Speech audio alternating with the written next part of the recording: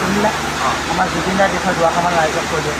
ঠিক আছে, নমস্কাৰ আৰু আমাৰ অসমবাসী ৰাখিলে আমাৰ মই আজি সাধাৰণ এজন মানে কাম কৰা মানুহ, মোৰ লগতে ইও কাম কৰে, কিন্তু আমি কাম কৰোঁ আৰু কিবা এটা আলোচনা কৰিম। গতিকে আজি আলোচনাটো আমি এনেকুৱা কৰি আছোঁ যে আজি লগভগ জুবিন দা যোৱাৰ মাহটোৱে পাৰ হৈ গ'ল, 1 মাহ 4 দিন বা এনেকুৱা হৈ গ'ল। গতিকে আমাক আজিলৈকে এনেকুৱা লাগি আছে যে জুবিন দা মানে মৰাই নাই এনেকুৱা লাগে। ই আমাৰ লগতে আছে আৰু আমি ভাবিব পৰা নাই যে ই মৰিছে বুলি, এনেকুৱা এটা মনত ভাৱ হৈ আছে।